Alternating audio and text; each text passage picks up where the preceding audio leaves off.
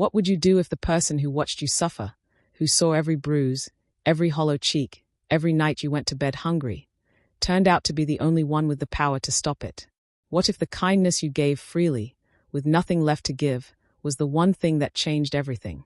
This is the story of a girl who mended other people's fine clothes while her own were held together with wishful thinking. Of a king who stripped away his crown and his power and every privilege he had ever known, just to see the truth. Of two people who found each other in the worst possible circumstances and chose, against all reason, to trust. Welcome to the Night Hollow territories. Welcome to Ashenvale. Stay with me. You won't want to miss a single word. Chapter 1. The war room of Ashenvale's inner keep had no windows. That was intentional. Cassian Vaughan, Alpha King of the Night Hollow territories and Sovereign Lord of 12 subordinate packs, had ordered the torches lit at noon and kept burning until the last of his counselors had gone home. The darkness helped him think. It kept the weight of the crown from feeling quite so much like a stone pressed against the back of his neck. Tonight, he sat alone at the long oak table, a single scroll unrolled before him. He had read it 11 times. The handwriting was careful and deliberate, the kind that belonged to someone who had practiced concealment so long that even their letters leaned inward, as though trying to make themselves smaller. The words were precise. No embellishment, no dramatic flourish. Just facts, arranged in order, brutal in their simplicity. Residency levies have been raised 3 times in 4 months. Omegas who cannot pay are offered voluntary service contracts. The work never ends. The debt never shrinks. 3 women disappeared last winter. They were told they chose to leave. They had no way to go. The scroll had arrived without a seal, slipped beneath the war room door during the night rotation. Cassian had been intercepting his own mail for 2 months, routing certain letters through a secondary guard he trusted, bypassing the High Steward's administrative office entirely. This letter was the 7th anonymous report. It was the first to include names. Not the names of the accusers. Those were still hidden, protected by whoever had written this. The names of the disappeared. Cassian pressed 2 fingers against his temple and breathed slowly. His wolf stirred against the inside of his ribs, restless and low. It had been restless for weeks. He kept telling it to wait. The door opened. "My lord." High Steward Dre Vessen's voice was smooth, unhurried. The voice of a man who had learned long ago that urgency was a weapon best given to other people. He was 52, silver-haired, with the kind of careful grooming that told you he never forgot an audience. "You sent for me." Cassian held up the scroll without speaking. He watched Vessen's face the way he would watch a creek for the first sign of poison, looking for what did not move, not what did. Vessen took the scroll. Read it at an appropriate pace. Set it down with a faint, weary sigh. "My lord, this is the 3rd letter of this kind in as many months. I have investigated each one personally." He spread his hands, open, reasonable, the gesture of a man with nothing to hide. "The levies are within the boundaries set by your mother's charter. The service contracts are signed willingly. And the women mentioned here, I spoke with them myself. They chose to relocate to the Southern Territories. No one disappeared." "The Southern Territories," Cassian said quietly. "In winter. The timing was their choice. And if I asked you to produce the signed contracts, they would be on your desk by morning, my lord. Every one, in order." Vessen's eyes were steady, calm. The calm of a man who had prepared for this question a long time ago. Cassian nodded slowly. "Thank you, Vessen. That will be all." The High Steward bowed and withdrew. His footsteps on the stone floor were even and unhurried all the way to the door. Not a single hesitation. That was the problem, Cassian thought. A guilty man with something to fear might have paused, might have rushed. Vessen had done neither, because Vessen had spent 6 years learning exactly which face to show an Alpha King. Cassian had spent 6 years trusting it. He rose from the table, rolled the scroll carefully, and tucked it inside his tunic. He moved to the narrow corridor that connected the war room to the inner ramparts, climbing the worn steps until cold night air hit him. Ashenvale spread below, the castle, the inner settlement, the workers' quarter beyond the eastern wall. Torches flickered in the wind. And then he saw her. She came from the direction of the mending hall, a small building attached to the castle's eastern flank where servants repaired the noble's clothing. She was slight, wrapped in a shawl too thin for the night air, carrying a bundle of finished work tucked against her chest. Her braid had come half undone. Even from the ramparts, even in the dark, he could see the careful economy of her movement, not tired. Something past tired. something that had forgotten what rest felt like. She paused at the gate and said something to the guard.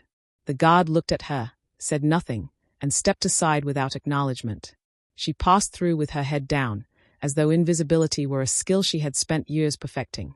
Cassian watched until she disappeared into the workers' quarter. His wolf was very quiet, quieter than it had been in weeks, as though it, too, had seen something worth paying attention to. Tomorrow, he decided. Tomorrow he would stop relying on letters written by frightened people and see the truth with his own eyes. He had ruled for 6 years in the wake of his mother's reign, a queen who had been fair but distant, governing through systems and surrogates. He had inherited her counselors along with her crown. He had trusted her structures because they were all he had. And now he stood on his own ramparts watching a woman walk home alone in the dark, and he understood with cold clarity that trust given without verification was simply faith dressed up in political clothing. It was time to see what he had actually built. Across the settlement, past the eastern gate and down the narrow lane behind the mill, Sera Ashwick set her bundle of mended clothes on the work table and pressed both hands flat against the wood to stop them shaking. It had been a long day. It was always a long day. The mending hall paid in meal tokens, small clay discs exchangeable at the settlement kitchen for food. She had earned 3 today.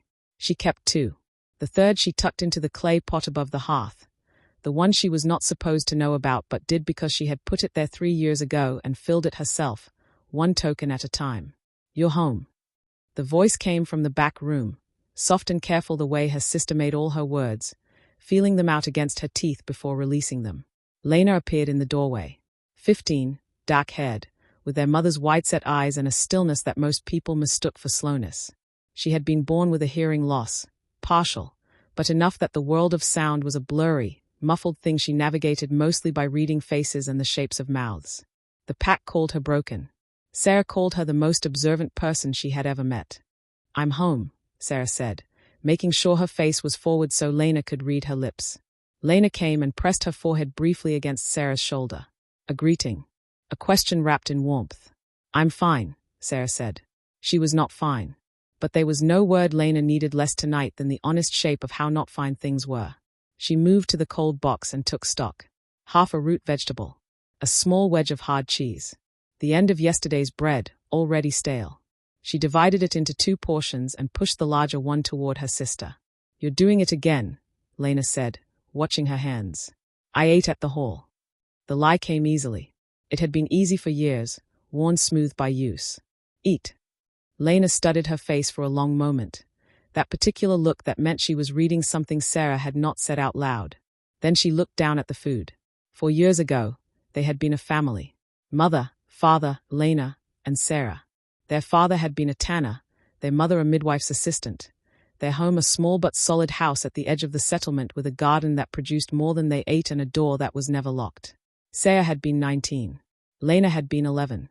Then a territorial dispute between 2 neighboring packs had spilled across the border in a single night of violence, and the tanner and the midwife's assistant had not survived the morning. No one had come to help. No one had offered to take in the orphaned sisters. Sera, who had been old enough to manage, had been expected to manage. Lena, who was young and deaf and could not shift reliably on command, had been quietly written off by every elder on the street. What followed was 4 years of scraping. The mending hall took her on because her stitches were small and her hands were steady. She worked from first light until the hallmaster locked the door, carried the finished bundles home, slept for a few hours, and did it again.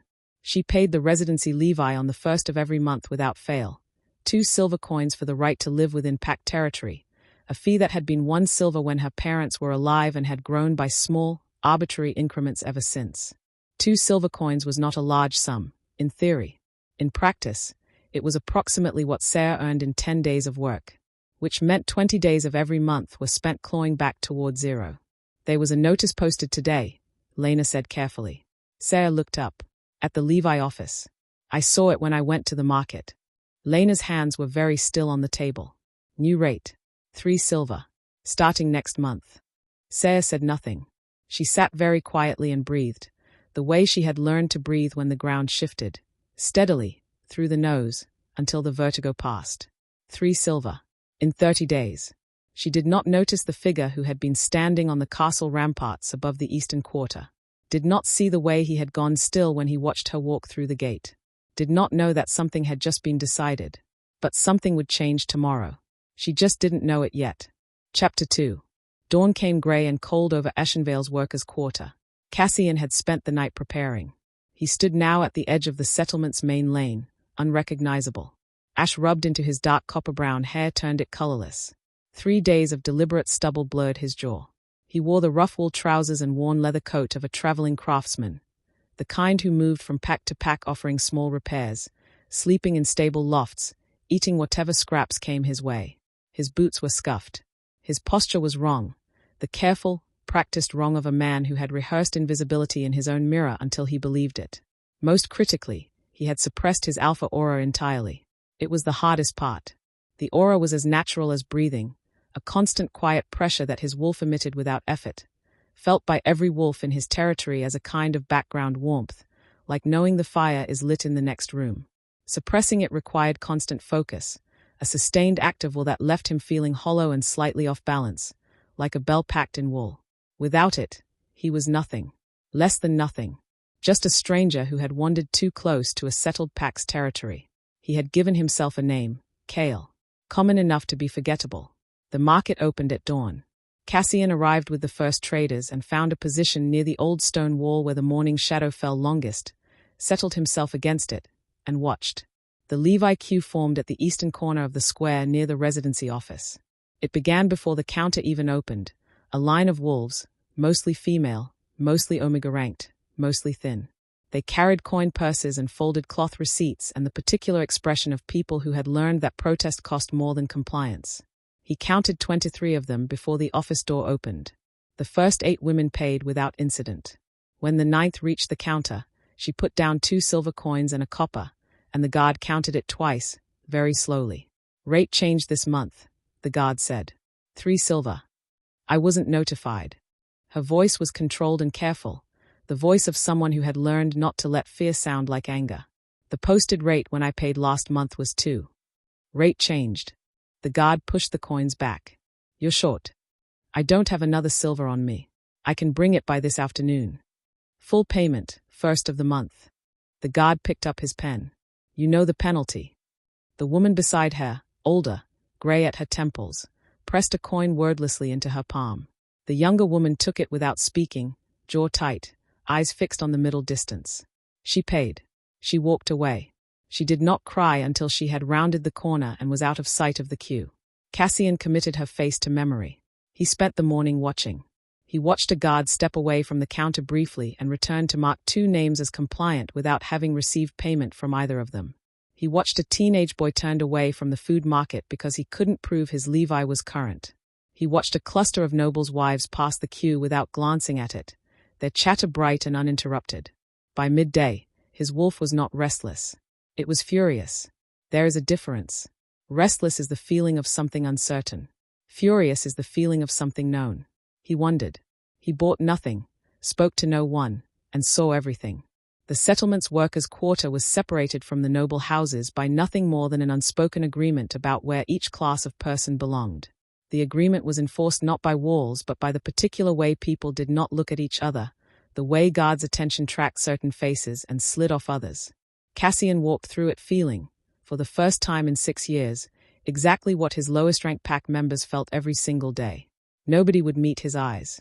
Shopkeepers watched him to make sure he wasn't touching anything. A boy threw a stone near his feet.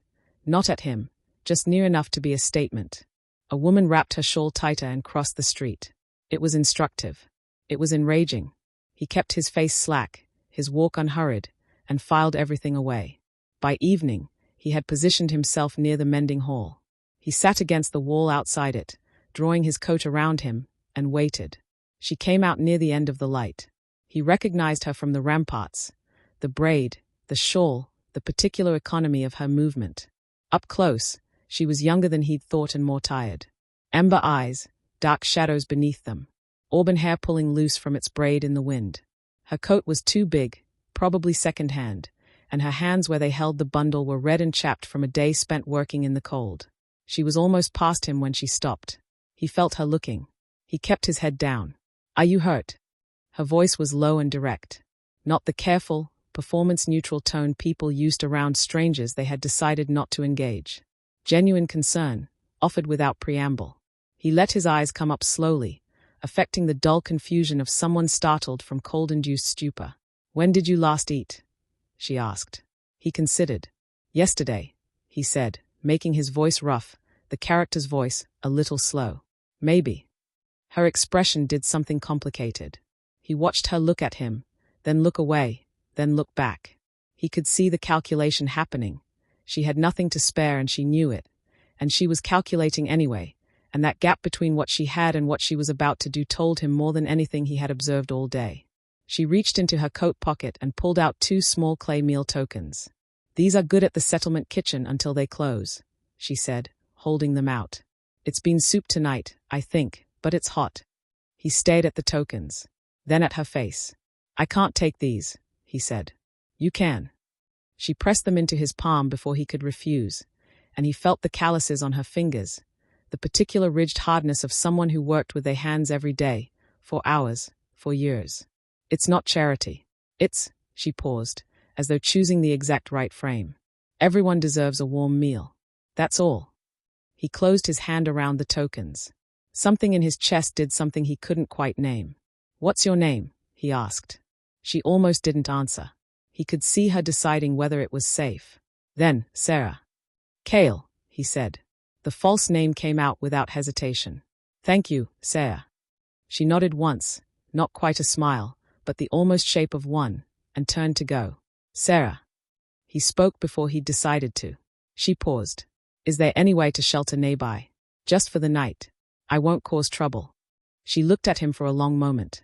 The same calculation as before, faster this time because she'd already crossed one line and the second was smaller. "The mending hall has a back storeroom," she said quietly. "The hallmaster locks the front at sundown but not the side door. There's a bolt on the inside.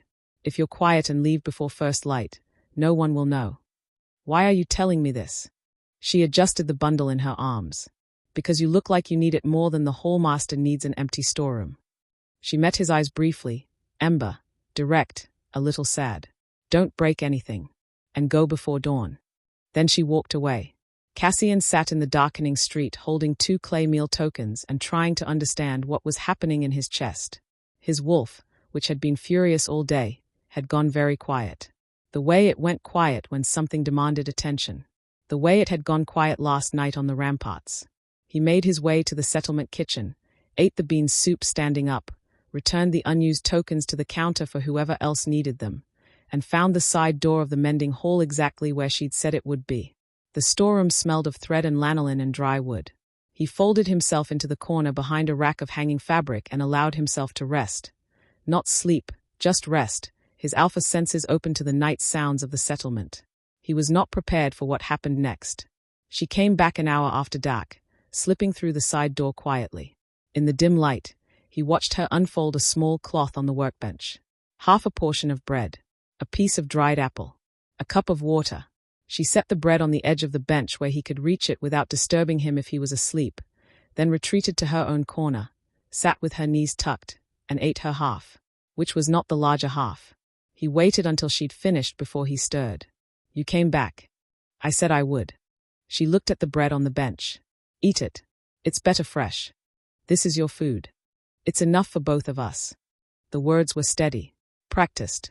He had the impression she had said them to herself many times before. "Don't argue." He ate the bread. It was stale. It was the best bread he had tasted in years, and he knew exactly why. "You have someone," he said after a while. "Someone who waits for you." She looked at him with mild surprise. "How did you know?" "The way you said you were going home. Like it meant something specific." A pause. "Then, my sister. Lena. She's 15. Something changed in Sera's face, not softening exactly, but opening, the way a door opens in a house that thought it was locked. She was born with a hearing loss. Partial, but enough that the pack has always treated her as. She stopped. Chose a different word. Less. "But she isn't. She's the smartest person I know." The certainty in her voice was absolute, the kind that only very deep truth sounds like. "She reads lips better than most people read text. She notices everything. She just needs someone to give her a language and a place to use it." She looked at her hands. "Someday I'll save enough to find a pack with proper inclusion, where being deaf is just a thing a person is, not a thing to be ashamed of. That's a good plan, Cassian said quietly. It keeps me going. She glanced at him. What about you? Do you have someone? No, he said, and was surprised to find it felt true in a way it never had before. She seemed to hear something in his answer that he hadn't meant to put there. She looked back at her hands. Get some sleep, Kale, she said. You can stay again tomorrow if you need to. He did not sleep. He lay in the dark and listened to the settlement's night sounds and thought about a woman who divided her last meal with a stranger without being asked. And he planned how many more days he needed before he had enough to act. Tomorrow would not be enough. There was more to see. But whatever else happened tomorrow, he would find a reason to come back here. Chapter 3. 3 days passed in a rhythm of daylight horror and nighttime grace. During the days, Cassian moved through the settlement like water through cracks, patient, unhurried, finding every weak point. He had positioned himself, by the second morning, as a general handyman willing to work for scraps, which gave him access to buildings and conversations that beggary alone could not have unlocked. What he found was worse than he had expected. On the first day, he helped a dock merchant move crates from a storage warehouse. The crates were labeled as trade goods. 3 of them, sealed with Vessen's personal mark, contained ledger books. He did not open them, not then, not there. But he memorized the warehouse location, the guard rotation, and the name of the merchant who had averted his eyes when the sealed crates were carried past. On the second day, he witnessed something he could not memorize away. A woman came running from the levy office, her voice ragged, her arms reaching backward toward a child being held by 2 guards. The child was perhaps 4 years old. It did not understand what was happening. It understood only that its mother was not there, which was enough. She defaulted on last month's balance, one guard said to the growing crowd, his voice flat with the practiced boredom of routine. The service contract covers the levy debt. She signed. I signed because you told me there was no other option. The woman's voice broke. You said it was that or expulsion. She signed, the guard repeated. To the crowd. Not to her. No one moved. Cassian counted 12 wolves close enough to intervene. He counted 12 wolves who looked away. His wolf howled inside him with a sound like something tearing. He locked it down with every discipline he had and kept his face blank and memorized the guard's face and the merchant behind him who had also looked away and the elder at the edge of the crowd who had watched and nodded as though the scene confirmed something he already believed. Tomorrow, he told himself. 1 more day. But that evening, what Vessen did to Sera changed the calculation entirely. Cassian had arrived at the mending hall's storeroom early. He was settled in his corner when he heard voices outside. He recognized Vessen's measured cadence immediately. The high steward did not raise his voice because he did not need to. The door opened, and the hallmaster entered first, his posture deferential to the point of collapse. Vessen followed. He moved through the hall with the proprietary ease of a man who considered every room in Ashenvale to be, at some level, his. And then the side door opened, and Sera came in from her delivery rounds. She stopped when she saw them. She couldn't help it. Cassian remained invisible in his corner, barely breathing. You. Vessen's voice was almost kind, which was the most dangerous kind of voice he had. Sera Ashwick. My lord steward. She kept her eyes down. Her hands, holding the delivery receipt, were very still. I've been auditing the hall's records. Vessen moved to the main work table and set down a small ledger, opening it with the care of someone presenting evidence. There's a discrepancy in this month's material account. 6 yards of fine weave. A spool of silver thread. Unaccounted for. Sera's chin came up, just slightly. I haven't taken anything from the hall stores, my lord. The hallmaster's records indicate otherwise. He turned the ledger to face her. Your name is beside the material drawer. I didn't draw those materials. I bring my own thread for complex work. You can check my receipt book. The record says otherwise. His tone was still gentle. He was, Cassian realized, enjoying this. Not with cruelty, exactly. With the satisfaction of a system working exactly as he had designed it. More troublingly, I understand you have been offering storeroom access to vagrants, providing pack resources, space, warmth, to wolves with no residency standing. Sera's face went white. Someone had told him about Kale. He needed shelter, she said. Her voice was controlled. I gave him a corner of a storeroom. That is exactly the kind of behavior that puts pack resources at risk. Vesson closed the ledger with a small, decisive sound. Given the discrepancy and this pattern of poor judgment, I'm adjusting your residency levy. Effective this month, 4 silver coins. The hall went very quiet. 4 silver. In 30 days. On a wage that barely covered 2. Sera stood still for a moment. Then she sank slowly onto the nearest stool, as though her legs had simply stopped agreeing to hold her. My lord. Her voice had changed. Smaller now. Not broken, but bending under something enormous. 4 silver is, my lord, please. My sister. She can't survive outside pact territory. Please, there must be another way. Then work harder. Vesson's voice was cold and final. Or find the means to satisfy the debt some other way. Service contracts are always available for the willing. He looked at her for one last moment, the look of a man concluding a transaction. I expect full payment on the 1st. Have a good evening. He left. The hallmaster scurried after him. Sera sat on her stool in the silent mending hall and did not cry. She held herself upright and stared at the wall with the fixed expression of someone calculating the only exit they could see. Cassian pressed his back against the wall and felt something cold and resolute settle over him like armor. Tomorrow. He would end this tomorrow. And when it was over, Dre Vesson would answer for every single name. She came to the storeroom late that night, later than usual, and she did not bring food. She sat on the floor beside him and leaned back against the wall and said nothing for a long time. He sat with her. He did not ask. He had learned, across 3 evenings, that Sera Ashwick said what needed saying when she was ready and not before, and that forcing speech from her only cost her something she couldn't afford to lose. He doubled my levy, she said finally. More than doubled. Her head dropped back against the wall. I can't earn 4 silver in a month, Kale. I've been running this math since the day my parents died and I've never been able to make it work, and now it's twice as impossible. What happens if you can't pay? Expulsion. Or, she stopped. They are service contracts. Everyone knows what they actually are. I'd rather be expelled. A pause. But Lena can't be expelled. She can't survive outside the territory. She'd. Her voice finally cracked. Just once. She caught it and held the rest. Cassian sat very still and said the only thing he could offer honestly. It won't always be like this.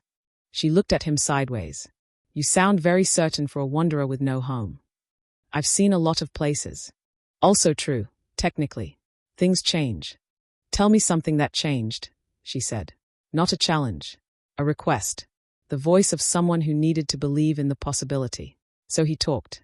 He described a place, rolling hills, autumn festivals, a small community of wolves who had built something fair from almost nothing. He invented specific details that had no reason to be false. The smell of roasting nuts at the morning market, the elder who told stories on harvest nights, the children who ran between the vendor stalls and were never once told to slow down. Halfway through the story about a spectacularly ill-tempered goat who had once ended a trade negotiation by eating the signing documents, Sera laughed. It was brief and startled and completely genuine, a sound that came from somewhere below her careful armor and escaped before she could stop it. She covered her mouth immediately, as though catching herself at something indecent. Then she lowered her hand, and the echo of the laugh was still in her face, and it was the most alive he had seen her look in 3 days. His wolf surged. The reaction was so strong that he nearly lost his grip on the suppressed aura, a wave of recognition so deep it bypassed thought entirely. And her scent hit him at the same moment. He had noticed it before, in fragments, not the warm honeyed notes he associated with most omegas. Hers was wood smoke and cold rain, sharp and clean and bracing, the way mountain air feels in early morning before the world has touched it. Unusual. Striking. The kind of scent that stayed with you. He breathed it in carefully and felt something settle at the base of his spine like a key finding a lock. I haven't laughed in a very long time, Sera said softly. The laughter had faded but not gone entirely. It still lived in the corners of her mouth, fragile and precious. You should do it more often. Maybe when Lena and I find somewhere better. She paused. Kale, thank you. For the story. For making things feel lighter. Even just for an hour. She left soon after, slipping back into the settlement dark with her shawl pulled tight. Cassian sat alone in the storeroom and pressed his palm flat against the cold floor and made himself breathe. Tomorrow. It had to be tomorrow. But first, he needed to speak with someone who already knew. Chapter 4. He was preparing to leave before dawn when he heard the door. Not the side door, The main entrance, opened quietly by someone who knew the mechanism. Cassian had his hand on his blade before the figure stepped into the room's grey pre-dawn light. She was old. 70, perhaps more. She moved with the deliberate care of someone whose joints had opinions, leaning on a walking staff of dark wood. Her white hair was pinned back in a precise knot. Her eyes, when they found him in the corner, were the pale amber of old honey, and they were not confused or uncertain. They were the eyes of someone who had walked directly to where she intended to go. "You can stop reaching for that," she said, nodding at his hand. "I'm Ren Ashby. I've been this pack's elder healer for longer than you've been alive, and I've come to have a conversation, not a fight." Cassian did not move his hand. "How long have you known?" "Since your second day." Ren lowered herself onto a stool with careful economy. "I've been healing wolves since before your mother came to her throne, boy. I know what alpha blood smells like even when it's bathed in ash and performance." She settled her staff across her knees. "The question I've been asking myself is whether you were going to do something with what you found, or whether you'd spend another week watching and then go back to trusting Vessen's reports." Cassian let his hand fall. "What do you know about the service contracts?" "Everything." Her voice was flat. "I've been trying to send word for 3 years. Messages that stopped reaching you, oddly enough." She looked at him steadily. "Vessen controls the courier rotation. Did you know that?" He had not known that. The cold thing in his chest grew colder. "Tell me the rest." She told him. It took the better part of an hour, the full architecture of what Dre Vessen had built inside his pack while Cassian had spent 6 years dealing with border disputes and trade negotiations and the endless machinery of interpack politics. The levy increases that had begun small and grown systematic. The service contracts signed under duress. The records falsified by guards paid from a private account marked as infrastructure maintenance. The 3 women who had not voluntarily relocated anywhere. When she finished, Cassian was very still. "There's something else," Ren said. He looked at her. "The girl. Sera Ashwick." Ren's expression shifted, not softer, exactly, but careful in a new way. "I understand you've been spending your evenings in her company." She gave shelter to a wanderer. "There's nothing more than." "I know what it is and isn't," Ren said. "What I want to know is whether you've noticed her scent." A pause. Wood smoke. Cold rain. "Yes." Ren leaned forward. "That scent doesn't belong to an ordinary Omega, my lord. It belongs to the Thornvale line. Ancient blood, older than the Night Hollow Pack itself. Royal Omega advisors who served the first Alpha Queens. They could read truth in the air the way wolves read scent. They could still a room of fighting wolves with a single word. They strengthened mate bonds the way a bellows strengthens a fire." She paused. "They were thought to have been destroyed completely in the border wars, 40 years ago. Sera's grandmother survived. Changed her name, hid her line, raised children who never knew what they were." Cassian's jaw tightened. "And Vessen knows. He discovered it in the archive records 5 years ago. He's been suppressing her deliberately ever since. Overworked, underfed, isolated. A Thornvale Omega in full power, bonded to an Alpha King." Ren's voice was careful. She would have equal authority to question his accounts, his decisions, his contracts. She would be his single greatest threat. So he kept her invisible. The thing in Cassian's chest was not cold anymore. It was the opposite, a heat very close to the edge of what he could contain. "And the mate bond?" he asked. His voice came out quieter than he intended. Ren looked at him with something that was not quite a smile. "You've been feeling it since the first night." He said nothing. "The Thornvale line has always been the counterpart to the Vaughn Alpha line," Ren said simply. "In every generation where a Thornvale survived and bonded, there was a pull. Not magic, precisely. Recognition. 2 things made to fit." Cassian stood. "I need 2 hours. Keep Sera from the hall until midday." Ren studied him. "What are you going to do?" "End this." The great hall of Eschenvale Castle held perhaps 400 wolves when fully assembled. Today it held 350, called to an emergency pack gathering by the Alpha King's voice. Delivered through guards Cassian had summoned in the night, loyal men he had tested personally across years of careful observation. He had been more careful than Vessen knew. He stood at the head of the room now, in the deep grey coat of his station. Clean. Himself. Without a single trace of ash or performance remaining. Every fragment of suppressed Alpha authority had been released simultaneously. It filled the room like a wave, pressing against every wolf present until the instinct to submit ran through the crowd like a shiver. Vessen stood near the front, precisely where Cassian had expected him. His face was composed. His hands were at rest. His eyes moved over the assembled crowd in small, careful calculations that would have been invisible to most people. They were not invisible to Cassian. Sera was in the crowd. She had been guided here by Wren, told only that attendance was required. She stood near the back, her shawl around her shoulders, scanning the room with a wariness that had become second nature. Her eyes passed over the man at the head of the hall and then snapped back. He saw the exact moment she recognized the shape of him, the set of his shoulders, the way he held himself. "Kale," said her face. And then, half a second later, not Kale. He looked away from her. He had to. "I stand before this pack to address a matter of systemic betrayal," Cassian said. His voice carried to every corner without effort. "For 4 days, I walked among you without title or authority. I saw what is done in this settlement when those with power believe they are unobserved." The crowd shifted. Vessen's expression did not change. "Dre Vessen, step forward." Vessen moved with measured steps and bowed with precisely the right degree of deference. "My lord, I confess I don't understand the nature of this gathering." "You will." Cassian drew a folded document from inside his coat. Evidence assembled across 4 days of observation. Guard names. Levi records with discrepancies marked. Warehouse logs. For 3 years, you have systematically increased the residency levies against this Pax Omega population under false administrative authority. You have forced service contracts through manufactured debt. You have falsified records to conceal the profit. You have deliberately suppressed, isolated, and targeted an individual of royal bloodline to prevent her from ever becoming a threat to your operation. The hall went absolutely still. "These are fabrications," Vessen said, and his voice was still smooth, still performing the role of the wrongly accused man. "My lord has been deceived by malcontents. Arrest him." Cassion's command dropped through the room like a stone into still water. The loyal guards moved, and Vessen moved faster. He twisted sideways and grabbed the nearest person within reach. The nearest person was Sera. She was suddenly at the center of everything. A blade appeared in Vessen's other hand.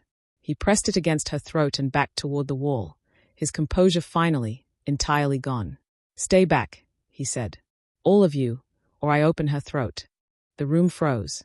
Cassion's wolf exploded against the inside of his chest. His hands were very still at his sides and his heart was doing something that was not entirely tactical. A clenching that had nothing to do with strategy and everything to do with the way she was looking at him. Because Sera was looking at him. Not with fear of Vessen alone. With the specific, quiet pain of someone confirming what they had been afraid was true. Her lips shaped a word, soundless in the noise of the panicking crowd. "You." He had never hated himself more than in that moment. "Sera," he said, and the Alpha King's voice was not what came out. Something quieter and more honest took its place. "I know. I will explain everything. I promise." "She's coming with me," Vessen shouted, pressing the blade harder. A thin line of blood appeared at her throat and something cracked in Cassion's chest at the sight of it, clean and sudden as ice breaking. "Let me walk out of this castle, Vaughn, and I'll release her once I'm clear." "You are not leaving this castle." Cassian took 1 step forward. "And you are not taking her anywhere. Then she dies." The blade pressed harder. The Alpha King's roar shook Ashenvale to its foundations. It was not strategy. It was not calculated. It was 6 years of carefully maintained control and 4 days of accumulated fury and something older and deeper and rawer than either, released in a sound that forced every wolf in the hall to their knees. Every wolf except Vessen. But the roar bought exactly 1 second. Sera used it. She went completely limp. Not a collapse, a deliberate total surrender of her weight that threw Vessen off balance. His grip slipped. The blade moved away from her throat. Cassian crossed the hall in the time it takes to draw 1 breath. His hand found Vessen's wrist and closed. He felt the bones protest. Vessen screamed and dropped the blade, and Cassian slammed him against the stone wall. And then the guards were there, pulling Vessen down, pulling Sera clear. She was on the floor. She was breathing. She was alive. He turned toward her, and she flinched back with a look that was the single most painful thing he had ever seen directed at him. "You lied to me," she said. Not with anger. Worse, with quiet certainty, the voice of someone confirming something they had been afraid was true. He opened his mouth. He did not have the right words. He did not think they were right words. She turned and walked out of the hall, and he watched her go, and he did not follow, because she was shaking and bleeding and he had caused both of those things by saying nothing when he should have said everything. He turned back to the hall. "Take him to the deep cells," Cassian said. "Chains. My personal guard rotation." He looked out at the assembled wolves, at their shock and their fear and the dawning of something that might eventually become understanding. The levy system in this settlement is suspended immediately, pending full review. Every service contract signed in the past 3 years will be audited. Anyone who has paid into an inflated levy will be compensated. He paused. "And I want every guard who took a payment from Vessen's private account to surrender to the garrison by sundown. The ones who come willingly will be treated differently from the ones who don't." He walked out of the hall. He did not go after Sera. Not yet. He owed her the choice of when. Chapter 5. Sera ran. She didn't know this part of the castle. She knew the servants' corridors, the mending hall, the delivery routes. Not the inner passages between the war rooms and the noble quarters. She followed instinct, which told her that walls were better than open space and that moving was better than standing still. The cut on her throat burned. She pressed her sleeve against it and kept going. He was the Alpha King. Kale, the wanderer with the invented stories and the patient silences, the man who had accepted her terrible bread and made her laugh in the dark, was Cassian Vaughn, Alpha King of the Night Hollow territories, who had been watching her the way a researcher watches a subject, cataloguing her poverty, her fear, her hopeless small kindnesses, and saying nothing. Had he pitied her? Found her pathetic? Had the stories been real or had they been a performance designed to elicit something she was too stupid to recognize? She did not realize she was crying until the tears blurred the corridor in front of her. She turned a corner and stopped. Vessen was there. He looked nothing like the composed man of the levy office. His coat was torn, his face bruised, his eyes wild with the specific desperation of someone who had run out of options and decided that fact was someone else's problem. He grabbed her arm before she could turn. "I was wondering when you'd come running." She tried to shift. The same thing happened that had happened in the hall. Panic scattered her wolf, her transformation refusing to lock in. She had spent 4 years being told her wolf was defective, and apparently part of her believed it. Vessen dragged her toward a narrow servant's stairway. She fought, braced her feet, grabbed for the door frame. He pulled harder. His knife reappeared. "You're going to walk out of here with me," he said quietly. "Because you're the only thing I have left. I'm no one." She was still reaching for her wolf, feeling it circling somewhere below her panic. "I'm a mender. I'm nobody. You're a Thornvale." He said the word with savage irritation, as though he resented needing her. "Did you think I doubled your levy because I was bored? I've known what you are for years. I had plans for that bloodline." He shoved her through the door. "I still do." They emerged into the outer courtyard through a ground-level passage Sera hadn't known existed. The outer gates were 40 steps ahead. Beyond them, forest, and whatever safety Vessen imagined lay beyond pack borders. "My sister," Sera said. "Please. Whatever you're planning, let me get Lena. Your sister is leverage for later." He pressed the knife against her ribs. "Walk." 30 steps from the gate. 20. The howl hit them like a physical force. It came from the ramparts above, a sound that went through Sera's chest and found her wolf where it was hiding and gripped it like an anchor thrown down into deep water. Not a command. A recognition. "I am here. You are not alone. Come back." Her wolf moved toward it before she could think. Vessen stumbled, looking up. Cassian stood on the ramparts above. He was looking at Vessen. But Sera felt, with the precision of something she had no name for yet, that he was also looking at her. That the howl had been, in part, for her. "You think you can stop me from up there?" Vessen shouted. "No," Cassian said. He stepped off the edge. 20 feet. He landed in a crouch between them and the gate with the casual grace of someone who had done this before. And when he rose to his full height, Sera understood for the first time what Alpha actually meant. Not the title. The thing the title was built to describe. Power radiated from him in waves she could feel against her skin. This was not the gentle, careful man of the storeroom. This was something ancient and unapologetic that had been waiting patiently behind the performance. "Let her go," he said quietly. "Move aside or I gut her." Vessen pressed the blade harder into her ribs. Cassian's eyes moved to Sera's. Just hers, everything else suspended. "Do you trust me?" he asked. She should say no. She had every reason. She had a list. But she remembered a man who had listened to her talk about Lena with genuine attention, who had made her laugh, who had given her back something she had forgotten she had. That hadn't been a lie. She didn't know how she knew that. She just knew. Yes, she whispered. Then shift. Your wolf is right there. I can feel it. Stop fighting and let it come. She can't shift properly, Wesen snarled. She's defective. Shift, Sera. Not a command. A door held open. Her wolf came through it like a river through a broken dam. The transformation hit her as a wave she had forgotten she was standing in front of. This time, instead of fighting it, she let herself go under. Bones remade themselves. She was aware of screaming that turned into something else partway through. She was aware of Wesen losing his grip, of her own jaws finding his wrist, of the taste of blood. And then she was on the ground with paws instead of hands and a body that was both entirely alien and absolutely right. Cassian moved. His shift was instantaneous. One moment the man, the next a wolf larger than anything she had seen, dark silver-gray with eyes that burned pale blue. He brought Wesen down with controlled, devastating efficiency, holding him, not killing. Then the guards arrived.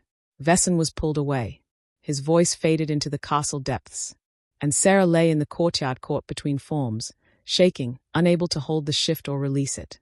The great grey wolf padded toward her slowly. He made himself small. He pressed his muzzle against her half-formed face and breathed. Slow, even, projecting something that was less a feeling than a sound, a deep anchoring hum that her wolf recognized as safety before her human mind could catch up. I've got you, he said, in a voice that worked in both forms, the way only very old royal lines could manage. Come back. I'll catch you. She fell out of the shift the way you fall when something stops holding you up, and he caught her, and she did not protest. Lena, she managed. Already with Ren. She's safe. His voice against her hair was different from the character's voice she'd known in the storeroom. The same quality, but larger, unhidden. She's been asking about you for the past hour. You lied to me. I did. Not an excuse. Not a deflection. I'm sorry, Sera. She was too exhausted to respond to that properly. She filed it away for when she had the strength to decide what she thought of it. She let him carry her inside. Chapter 6. She woke to softness. Absolute, unfamiliar, slightly alarming softness. A mattress that seemed to have opinions about comfort. Blankets that smelled of cedar and warmth. Pillows stacked in what felt like deliberate excess. Sera lay still and assembled the events of recent days in order.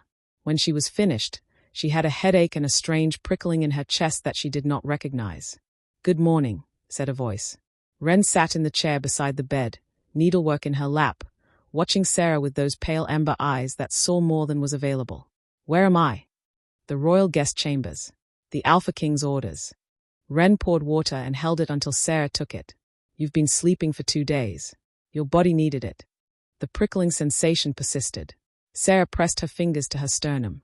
What is that feeling? Like a thread tied to something at the other end. The mate bond, Ren said simply. Beginning to form. It will not complete without your consent. But you can feel him now. His general direction. His emotional state. She paused. When he is worried, which he has been, consistently, for the past 2 days, you'll feel a shade of it. Sera considered this. She was aware, she realized, of a directional warmth coming from somewhere below and to the left, faint, like a candle through a wall, but unmistakably there. Tell me about the bloodline, she said. So Ren told her. It took an hour. Sera listened without interrupting. The Thornvale line. What they had been, advisors, truth readers, Paxtedes. The particular counterpart to the Alpha line's dominance and drive. What had happened to them in the border wars? Her grandmother's escape. Her parents unknowing. Her own suppressed abilities she had spent 23 years explaining away as coincidence. The cold precision with which she had always known when someone was lying. The way animals quieted in her presence. The time she had stood in the middle of a screaming argument between 2 dock workers and said stop, and they had both stopped and stared at her and then walked away, confused. You've been using it without knowing it, Ren said. Untrained and instinctive. Imagine what it will be when you choose it deliberately. I don't want power, Sera said. I want my sister to be safe. I want to not spend every month counting coins and falling short. She looked at her hands, which were already starting to heal, the perpetual redness of cold water and heavy work fading towards something almost normal. I don't know how to want what you're describing. You don't need to know yet, Ren said. You just need to be willing to learn. Cassian came in the afternoon. He knocked. Such a small thing, knocking on the door of his own guest chamber. Such a deliberate, considered small thing, that Sera felt something shift in how she was holding herself before she even said come in. He entered cautiously. Simple clothes. No formal weight. He looked tired around his eyes. He looked like he had not slept in the 2 days she had been unconscious. "How are you feeling?" he asked. Like I was taken apart and put back together by someone who'd heard a description of the process, but never actually done it. She paused. "Better than I expected." He moved to the chair by the window, the same careful distance as always. Never assuming. Always waiting. "I want to say something first," she said, before the apology she could see forming could reach his mouth. "And I want to say it honestly." He went still. "You lied. That was wrong. I'm not going to pretend it didn't hurt because it did." She held his gaze. "But I also know that what happened in that storeroom, the conversations, the stories, that wasn't a performance. I've spent 4 years reading people's intentions because that was how I survived. I know the difference between someone performing kindness and someone just being kind." She swallowed. "You were just being kind." He let out a breath that had clearly been waiting some time. "I have been trying to find the right words for 2 days," he said. "They are difficult words." "They are." He looked at her. "What you said is true. Everything I felt in those nights was real." A small silence. Not uncomfortable. "Ren told me about the bloodline," Sera said. "About the bond." She pressed her hand briefly to her sternum where the thread feeling hummed. "I can feel you over there." Something crossed his face. "I've been able to feel you since the first night." I didn't say anything because I didn't understand it immediately, and then there was no honest way to mention it while I was still pretending to be someone else. "No," she agreed. "There wasn't." He looked at her steadily. "I'm not going to ask anything of you. You're free, Sera. Truly. Vessen's levies are void. The service contracts being reviewed today include every record connected to you and your family. I'll provide whatever you need to go wherever you choose." She studied him. The man who had watched her share half a meal with a stranger and said nothing. Who had carried her out of a courtyard without asking anything in return. "I need time," she said finally, "to understand what all this means. The bloodline. The bond. Everything. Take all the time you need." He stood, preparing to leave. "Lena is just through that door, by the way. She has been asking if she can show you what she found in the history archives this morning. She says it cannot wait." He paused. "I believe it could probably wait until you've eaten." Despite everything, Sera laughed, a small, surprised sound. He was almost to the door when she spoke. "Cassian." He turned. "The goat," she said. "From the story. The one who ate the trade documents. Was that real?" A pause. Something wry and guilty crossed his face. "Her name was Protocol," he said. "She belonged to my mother's head groundskeeper." He left. Sera sat in the warm room and felt, through the thin thread of the forming bond, a distant warmth that was his amusement, and matched it against the echo of her own. 2 weeks passed. Sera learned to eat 3 meals a day, which proved harder than expected. Not the food, which was extraordinary, but the act of allowing herself to stop waiting for the moment it would be taken away. Lena was, as predicted, delirious with the library. She had also discovered that she was an exceptional administrative organizer.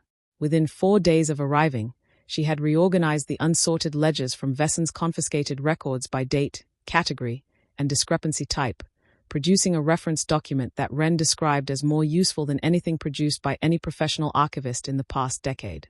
The pack began to see her. Not as the deaf girl, the defective one. As Sera Ashwick, who organized impossible data sets and signed her opinions with quick, emphatic hands that Ren was diligently learning to read. Ren began training Sera's shift in the 3rd week. On the 6th day of practice, in a walled private garden smelling of new grass and turned earth, Sera's wolf came out fully for the first time. Copper red. Larger than a standard omega, nearly the size of a small beta. A white marking on her chest like a splash of moonlight.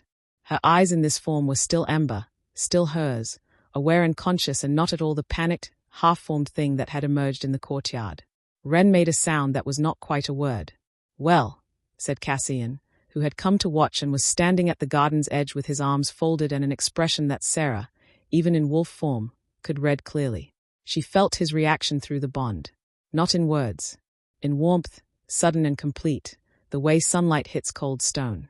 Her wolf shook itself and looked at him, and something settled between them with the quiet certainty of a key finding a lock. The pack noticed. Word traveled.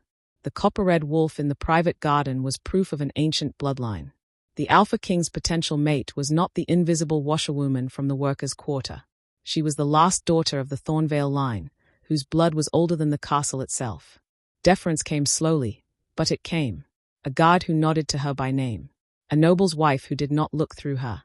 Young Omegas who watched her shift practice from the garden wall with something that was not curiosity but closer to hope. She was not yet sure what to do with any of it. And then, on the 14th night, the door to her chambers opened without a knock. 3 wolves came through it, all shifted, all snarling, with the particular fixation of packmates who had replaced their loyalty with someone else's agenda. Sera knew one of them, a guard who had worked under Vessen's personal rotation. For the High Steward, he said, and lunged. What happened next surprised everyone, including Sera. She shifted as she rolled off the bed, faster than she'd managed in any training session, her copper-red wolf landing in a crouch between the door and the wall. The first attacker hit her shoulder. She turned with it, threw him into the wardrobe. The second came at her flank. She caught him across the muzzle with a raking paw and felt a deep, animal satisfaction at the sound he made. The third was larger. He had her pinned in seconds, jaws snapping for her throat. The door exploded inward. Cashin's wolf filled the room. Dark silver-gray, enormous, blazing-eyed. He crossed the space in 2 strides, lifted the third attacker off Sera by the scruff, shook him once with terminal efficiency, and dropped him. The other 2 were already backing against the wall. Guards poured in through the door. The attackers were taken. The ruined chamber went suddenly very quiet. Cassian shifted back. He was across the room in 3 steps, kneeling in front of Sera, who had shifted back as well and was breathing hard, adrenaline still coursing through her like a river in flood. "Are you hurt?" His voice was rough. "No." She checked herself. A shallow scratch on her shoulder, already closing. "No. I held them." Wonder filled her own voice. "I held all 3 of them, Cassian. I didn't wait. I just—" "You fought." His face held something she had not known to name when she saw it before. "You were extraordinary." She looked at him. He was close, closer than he'd allowed himself in 2 weeks of careful, respectful distance. She could feel his heartbeat through the bond, still fast from the sprint across the castle, slowing now that she was safe. She reached out and took his hand. The bond flared. Not painfully, brightly, the way a lamp flares when you turn it up all at once. "You came," she said. "Again." "Always." The word was quiet and total. Not a promise built from words. A truth stated plainly. She looked at his face for a long time. Then she rose to her toes and pressed her lips to his. Brief. Soft. Entirely her choice. When she pulled back, he was looking at her with the expression of someone who has received something they had stopped expecting to receive. "What was that for?" he asked, very quietly. "For being worth trusting," she said. "Even when I didn't know if I should." Chapter 7. The kiss changed everything and changed nothing. Sera woke the following morning to the same room, the same guards outside, the same bond humming its quiet direction signal from somewhere below and to the left. But the world felt differently lit. The way a landscape changes when the angle of the sun shifts, and things that were always there become suddenly visible. She told Ren she was afraid of it, sitting in the morning garden while the bond pulsed its warmth at the edge of her awareness. "I'm afraid of losing myself," she said. "Into it. Into him. He's the most powerful wolf in 12 packs, and I was a mender.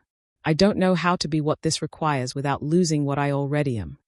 Ren considered this seriously, which was why Sera trusted her advice. "Then tell him that," she said.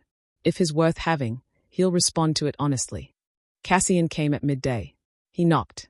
Neither of them performed the social pleasantries the situation might have called for. They were past pleasantries. "I'm afraid," Sera said, "of accepting the bond fully, of disappearing." "Tell me why." "Because you have all the power. You're the king. You're an alpha. You have centuries of tradition behind every choice you make. If I accept the bond, what happens to who I am? Do I become an extension of your authority? A footnote in your history?" He didn't answer immediately. He leaned forward, elbows on his knees, and looked at her, not with the gaze of someone composing a reassuring response, but with the gaze of someone taking the question seriously. "I can't promise I'll never make mistakes," he said. I've already made one that cost you directly, and I have to live with that. But I can tell you what I intend. He held her gaze. If you accept the bond, I will give you joint authority over pack governance for all matters affecting Omegas, for all welfare decisions, for every protection program we've begun. Formal law, not an informal arrangement. Any decision I make in those areas requires your agreement. If we disagree, your word overrides mine. Sera stared at him. That will cause enormous political problems. Yes, he agreed pleasantly. The old blood families will fight it. They are welcome to try. His voice was even. I spent 6 years trying to maintain balance while working within a system I inherited. The system was rotten and I was too trusting to see it. I need someone at my side who does not carry the same blindnesses I have. Someone who knows what it feels like to be at the bottom of the structure I'm responsible for. Someone who will tell me when I'm wrong. A pause. I'm told I'm reasonably stubborn, so I'll need someone who holds the line. I will absolutely hold the line, Sera said, before she'd decided to. Something in his face, not quite a smile, but the cousin of one. I know, he said. That's exactly why. He leaned forward, and his voice dropped into something that was not formal at all. Just a man, speaking plainly. I need you, Sera. Not because of the bloodline. Not as a political asset. As the person who pressed 2 meal tokens into a stranger's hand because everyone deserves a warm meal. As my equal. She held his gaze for a long time. There are conditions, she said finally. Name them. Lena comes first. Always. Whatever I commit to, she has my first loyalty. Understood. She'll have mine as well. Protections written into law for wolves born with physical differences. Not charity, structural inclusion. Real trades, real education, real authority. Lena has already drafted the framework. I intend to present it to the Pack Council next month. Sera blinked. Already. She's been very busy. She didn't tell me any of that. She wanted to surprise you. The almost smile deepened. I told her it was your choice to hear it. Sera breathed in, breathed out, felt the bond hum gently at the edge of her sternum, patient and undemanding. One more condition, she said. Name it. You let me tell you when you're wrong. Even publicly. Even when it costs you. I'll listen. A beat. I'll probably argue. I know. She looked at him steadily. Ask me properly.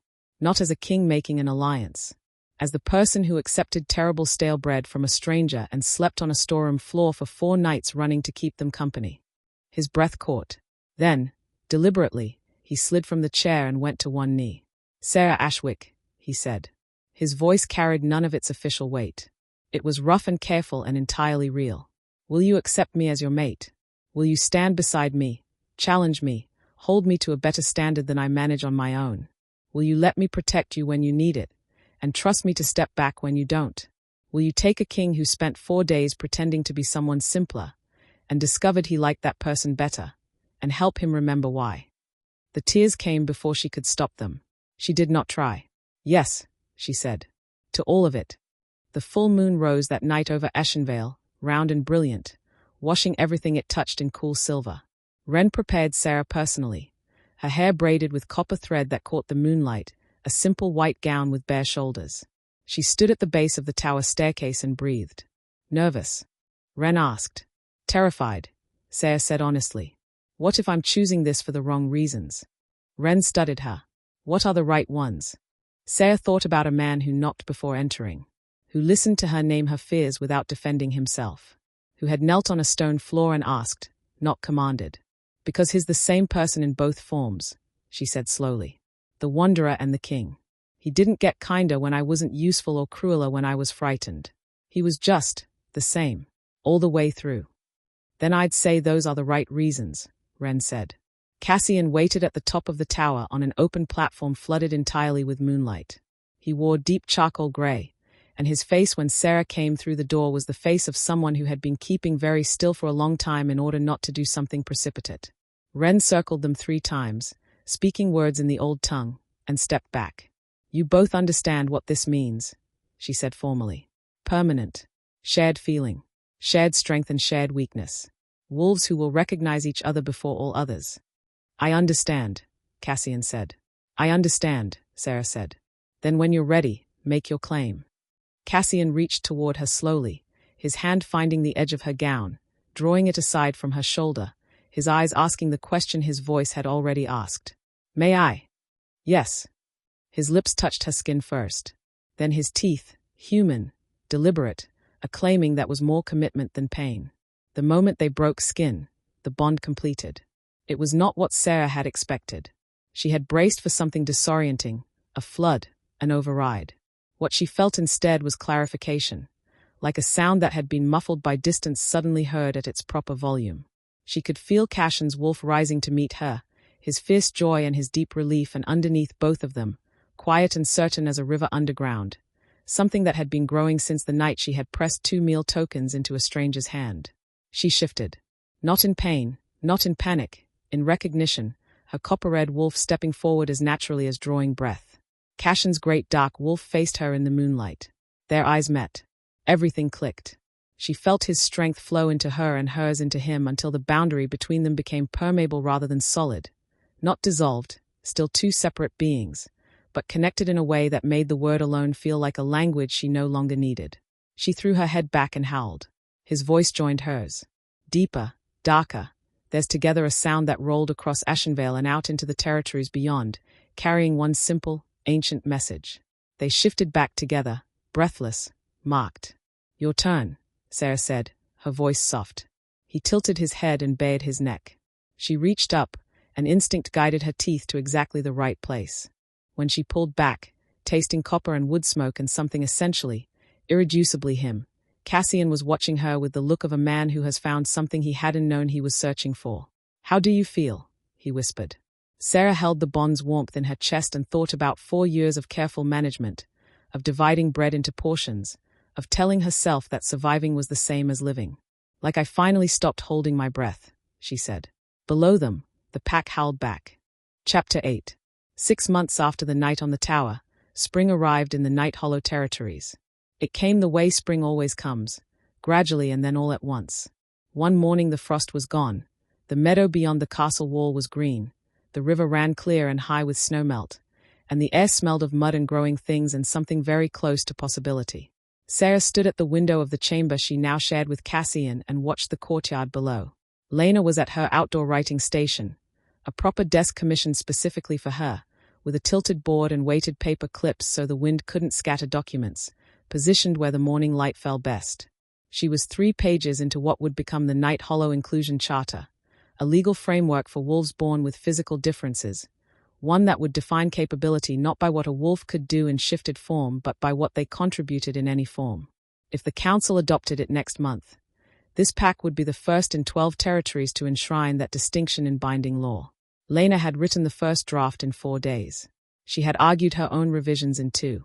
She had done this all in sign language, which Ren had learned, which Cassian had spent 2 months studying in early mornings before administrative duties began, and which 3 members of the Pack Council were also now learning because Lena had indicated, with clear and brisk hands, that she would prefer not to need an interpreter when presenting her own work. "You're staring at her again," Cassian said from behind her. "She's remarkable," Sera said. "She was always remarkable. The Pack just never looked." He came to stand beside her. She felt him before he touched her, the bond making his presence directional, spatial, like knowing which way is north. His hand settled on her shoulder, and she leaned into it without thinking, which was still a new thing, the way certain gestures of safety could become ordinary if you let them. "She presented the charter outline to Meredith and the 2 Reform Council elders yesterday," Cassian said. Meredith described it as the most structurally complete proposal she has seen in 20 years. Sera felt the warmth of that settle in her chest. She wanted to be the one to tell me. "I know." I said nothing. A beat of amusement through the bond. It was very difficult. She turned to look at him. 6 months, and she was still occasionally startled by the fact that the king and the wanderer were the same person, that the dry, patient humor of the storeroom was just as present in the throne room if you knew to look for it. "Are you nervous about today?" she asked. "Somewhat."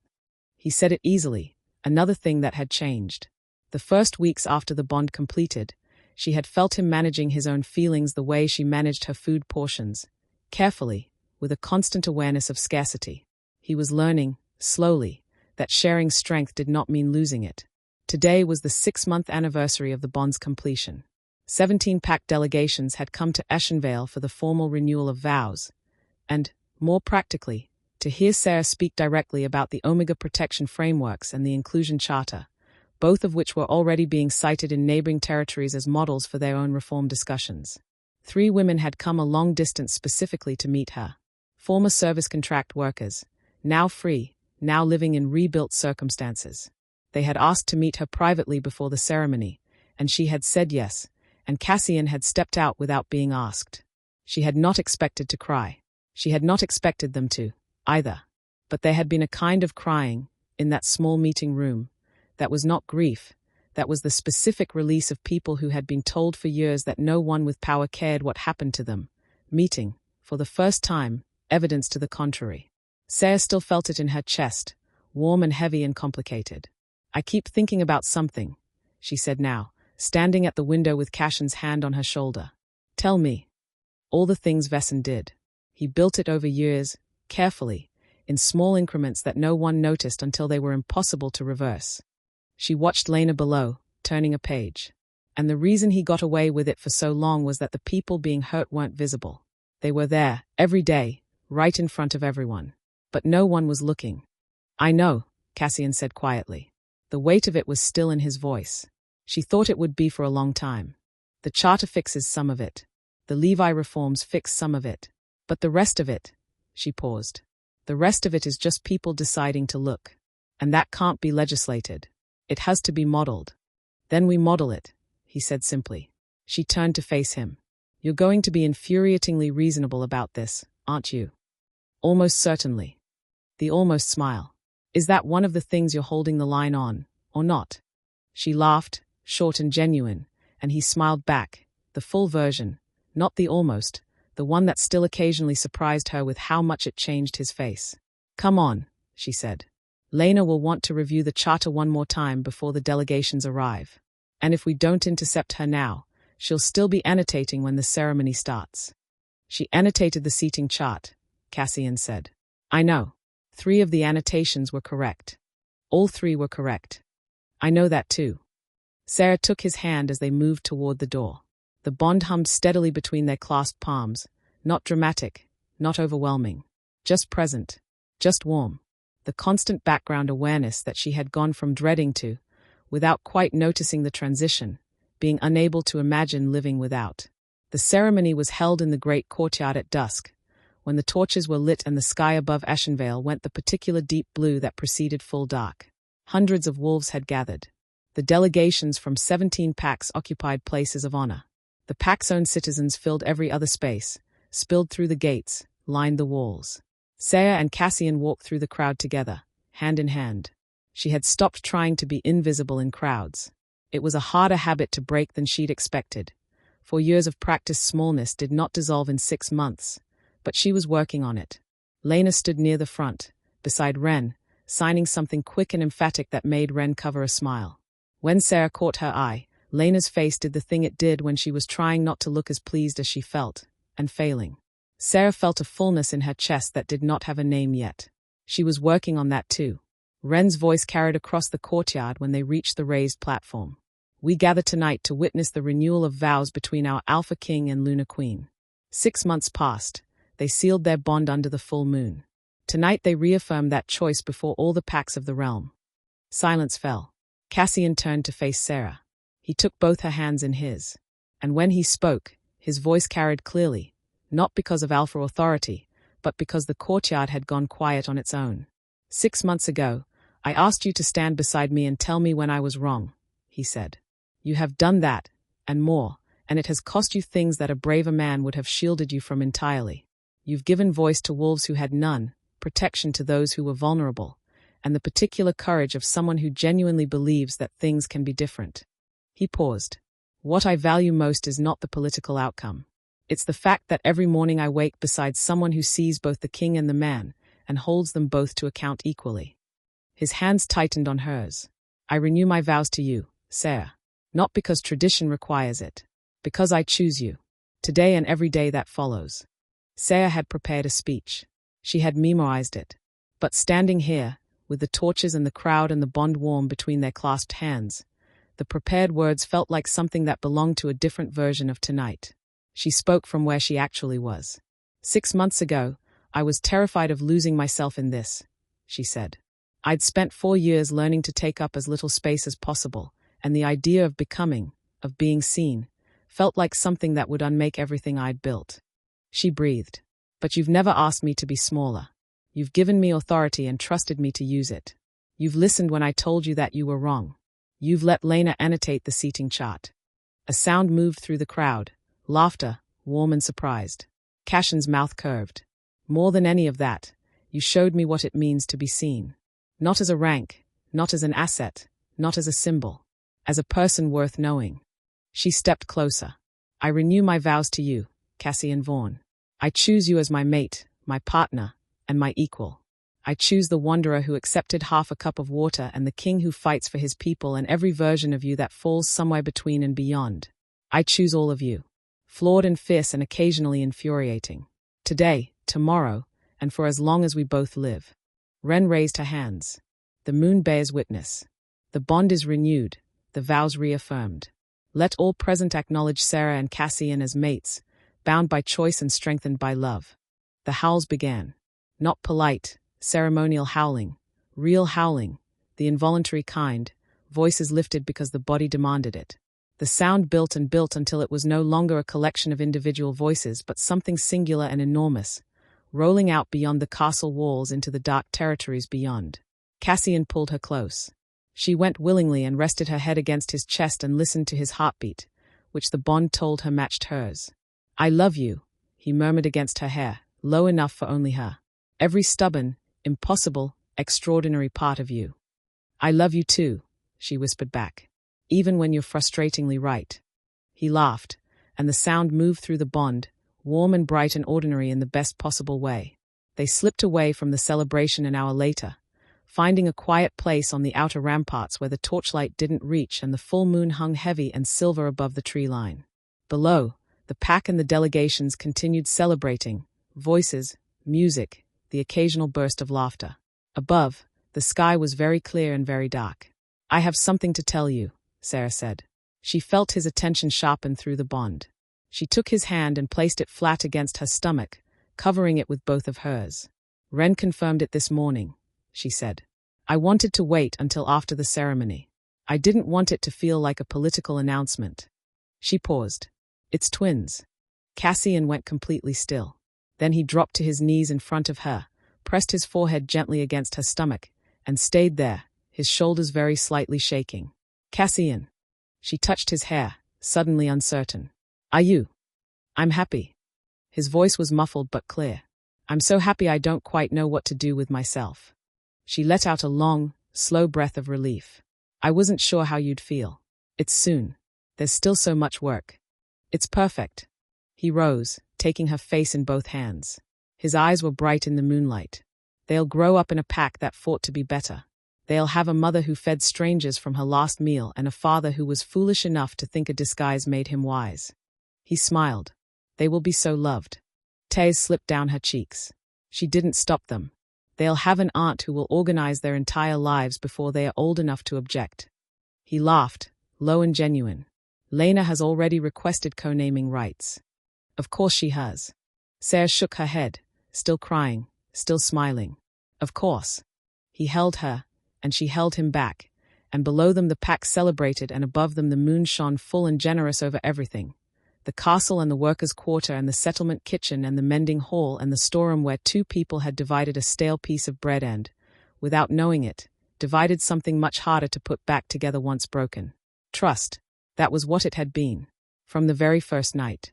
She had given it when she had nothing else to give, and it had come back to her transformed into something she had not dared to want. Sera pressed closer to the warmth of her mate's arms and looked out over the territories she had helped build and thought. This is what it feels like. Not to survive. To live. Not the absence of hardship. Not the absence of fear or work or the long, grinding effort of changing things that do not want to change. But the presence of someone who stood beside you through it. The knowledge that you were seen, fully and without condition. The knowledge that you were home. Somewhere below, she felt Lena's presence, a different kind of knowing, the bone-deep certainty of the person you have always loved best. She was probably still annotating something. She was probably fine. She was probably magnificent. "Thank you," Sera said quietly. Cassian looked down at her. "For what?" "For looking," she said, when everyone else had decided not to. He pressed his lips to her hair. Below them, the howling began again, the pack, joyful and full-throated, greeting the news that had apparently traveled faster than Sera had expected. She laughed, startled and delighted. And that sound, open and unguarded, surprised by its own joy, was the last thing the night carried out over the Night Hollow territories before it was answered, from every direction, by the voices of wolves who had finally, after everything, decided to look.